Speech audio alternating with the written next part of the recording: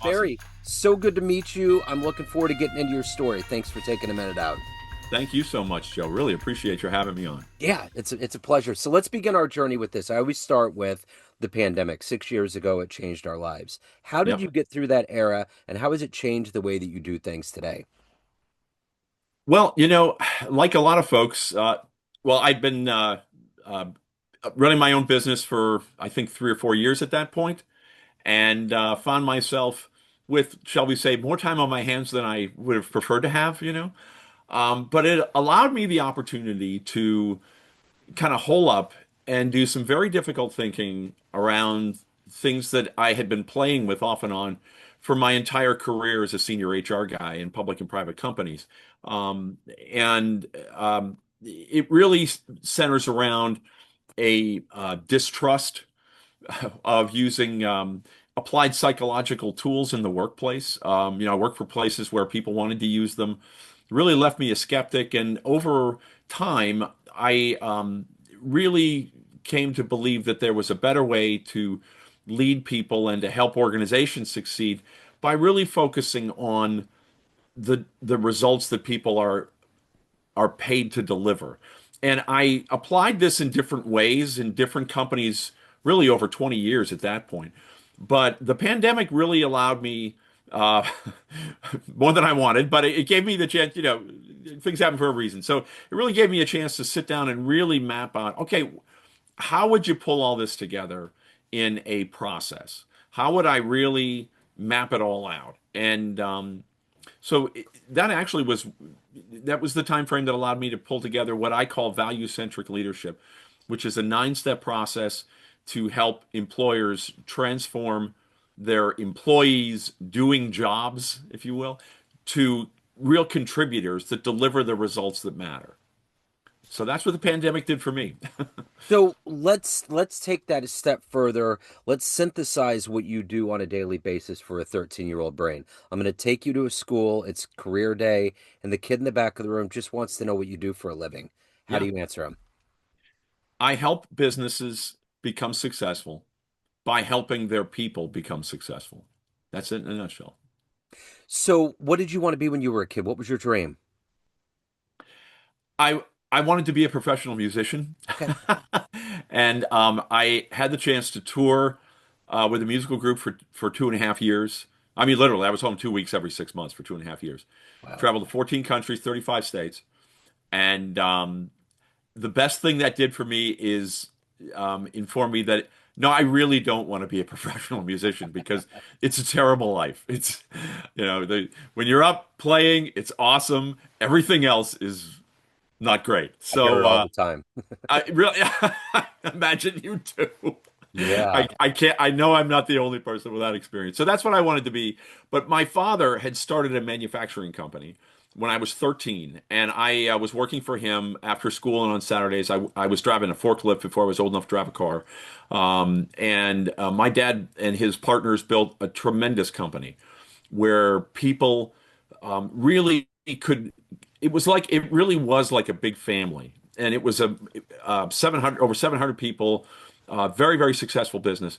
But it was a kind of place where if people wanted to come in and really make a contribution, there were all kinds of opportunities to make that happen. And it was a wonderful, really wonderful place in that regard. A couple things happened and they had to sell, and that was fine. But along the way, he had asked me, after I got out of college, he called me in his office one day and asked me, "How'd you like to be the HR guy?"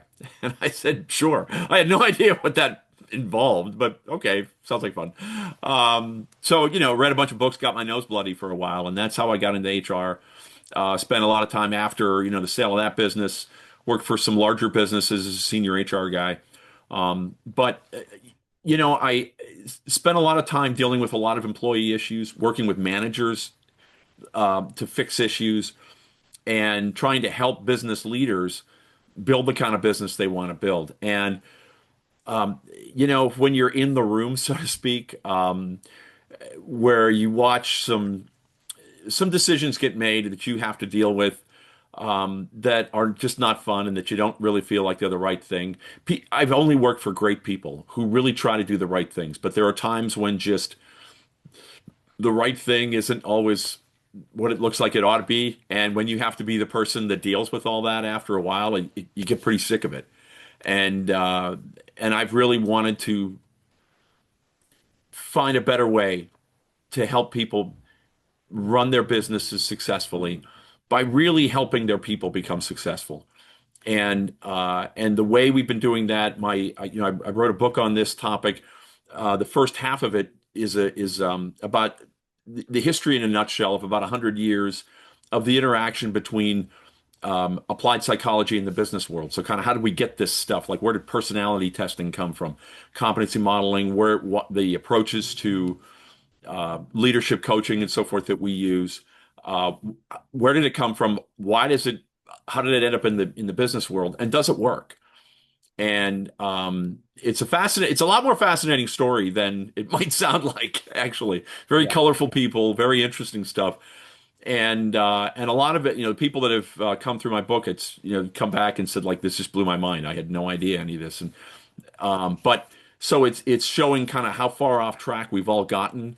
And not that I want to just say it's solely, the fault of psychologists, if you will, but we've in looking for how do I build a good business, a lot of business owners, they want easy answers to very difficult questions. And there are a lot of people out there that are willing to take their money on the premise of supplying those. And you know, it really doesn't work in practice as well as we think it would.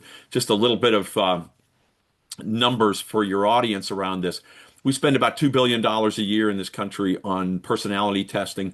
We spend about $90 billion a year on workforce learning, including like leadership development stuff. And companies build competency models that usually cost at least $150,000 a pop, have to be updated about every 5 years or so. And yet, we've got, by one survey, 90% of executives say their leadership programs are not meeting their organization's long-term business needs. We've got employee engagement at about 30%. So all that money is just paying off for less than a third of the workforce. And in 2024, average employee tenure was 3.9 years, median, excuse me, which is the lowest it's been in 22 years. So we're throwing all this money at these approaches, and demonstrably, it's just not working. So I want to take a different direction, one that's not based on theories, but on what do business leaders actually want? What is an organization? What does it exist to create? And how do you define what those are about in concrete terms? And then drill those 50,000 foot, if you will, but very simply formed understandings of what value this organization exists to create. What business results do we produce by which we know we're delivering that value? And then how do you drive those understandings down through all the way down through your organization so that every single person, no matter where they work, they can come in day one and they can understand, they can get a real answer to the question. If you want to get a raise here, if you want to get a promotion, you want to move forward, these are the things you deliver for us. You put these things on your desk, on your floor when you go home at night. You change these things out in the wider world. And this is what matters here. So they can really plug in day one and help the business succeed. So that's kind of how I got where I'm at. I love That's what it. I think. So I got to know, what was the first concert you saw? What was the first musical performance that blew you away? Oh, Carlos Santana. Right on. Um, Carlos Santana, and then the second time I saw the Allman Brothers Band Yeah.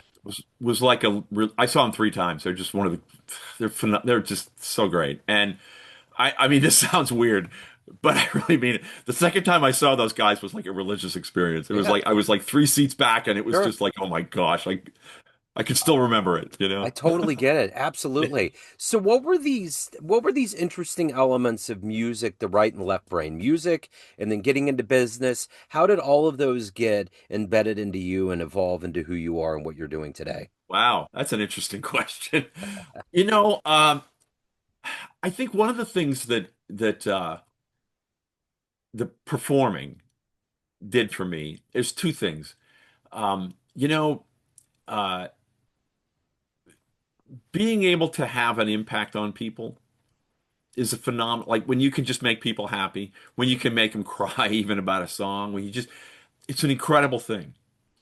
And leadership. is what lets you do that. It's the best thing about leadership when you can make something happen in a business that makes life better for somebody. I mean, there's nothing, I don't know anything there is to do in the world that's better than that. And one of the things along those lines, I wrote about this in an article a while back, and I talk about this in a leadership development program I do. I was playing in this band one time. We had this 7-piece jazz monstrosity. We were going, and myself and the other guitar player, we were going to a gig, and we were talking about playing solos. Like when you just improvise, you get in front of people and you're playing you're playing solos.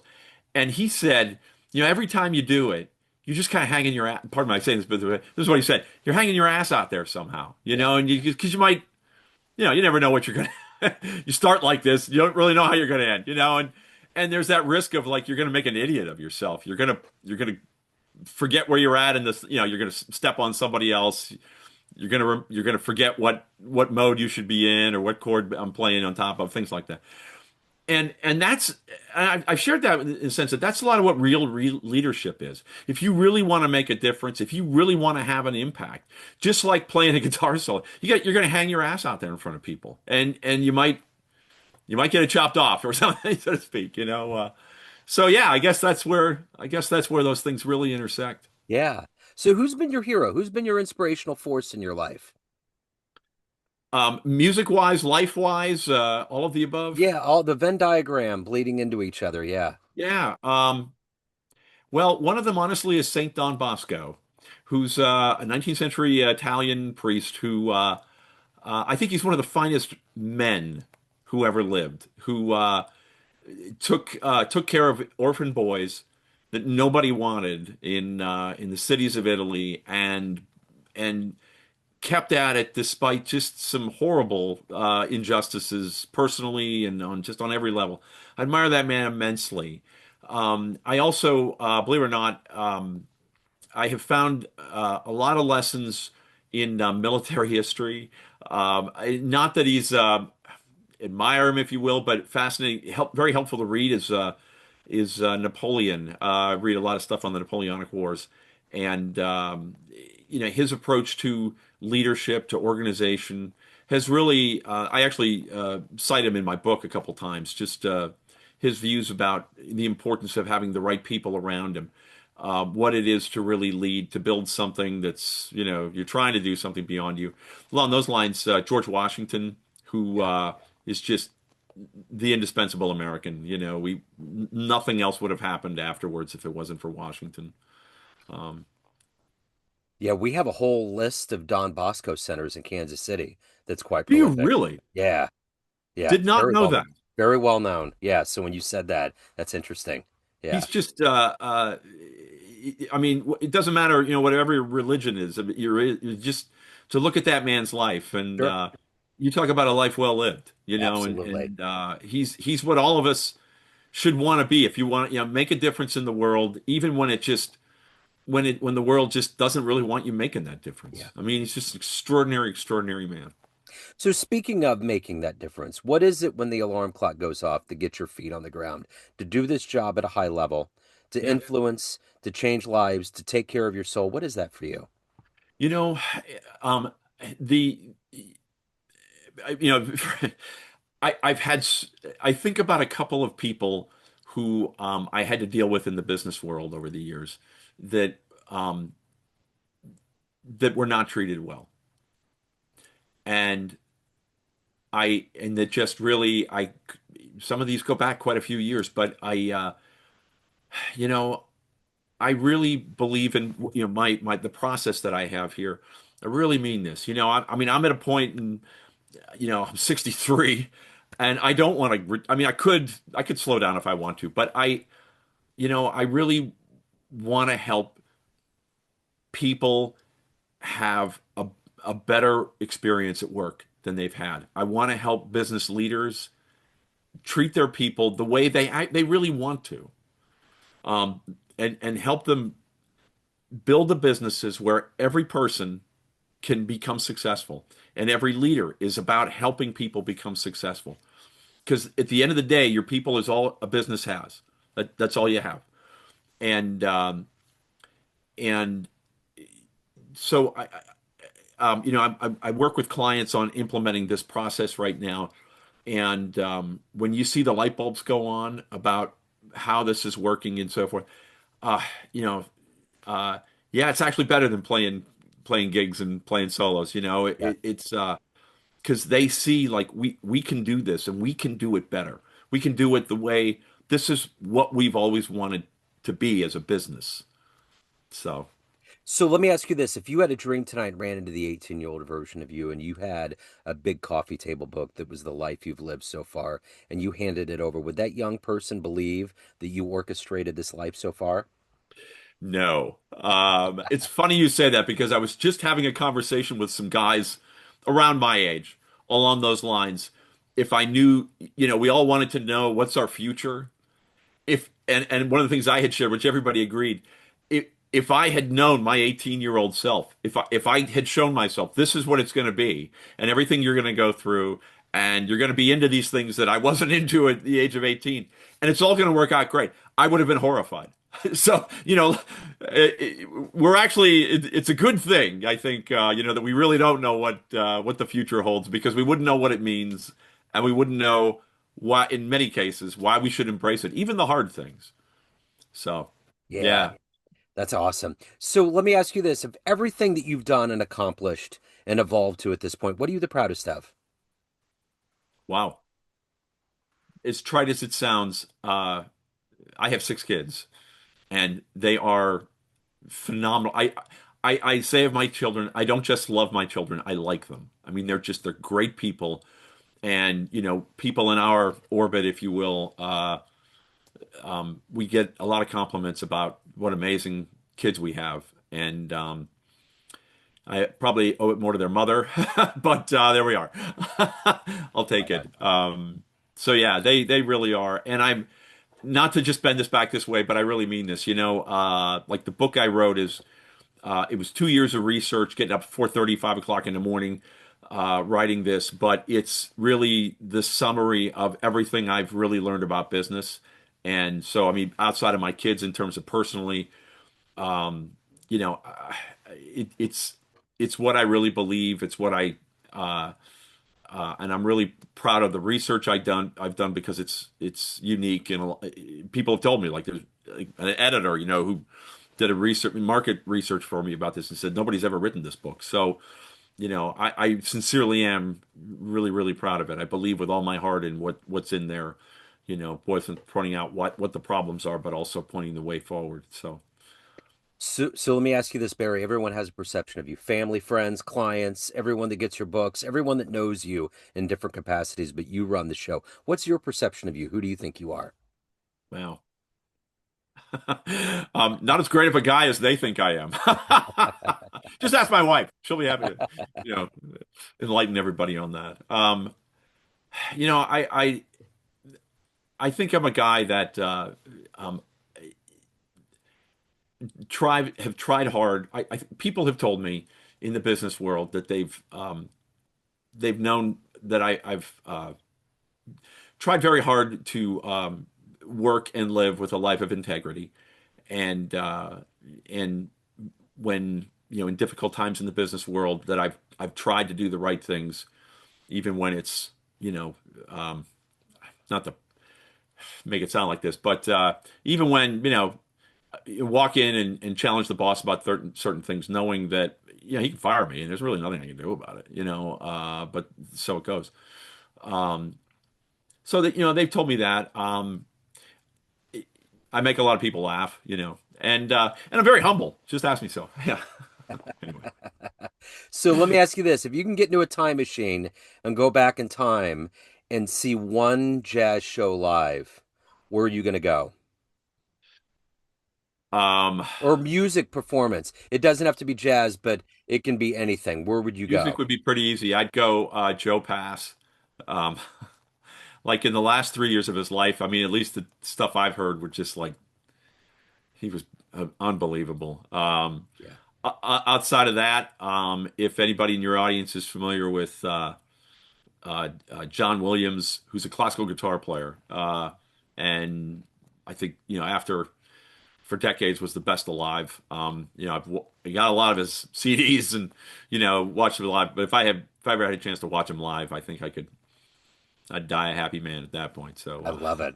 I love it. So if anyone wants to reach out, get a copy of It's All in Your Head, any of your other work, anything yeah, that's going on in your world, where's the best place to go? they can go to my website, which is argoshr.com, ARGOSHR.com. And of course, I'm on LinkedIn. I do my social media stuff, business-wise, is almost exclusively on LinkedIn. So, Okay, excellent. yeah. Barry, this has been wonderful. Thank you, sir. Thank you for taking a minute out. I'll have all the links in the show notes. Best of luck with everything. Joe, thank you so much. This has been a blast. Absolutely. Really, thank you so much. I appreciate your making time and everything. It's been a wonderful conversation with you. Absolutely. And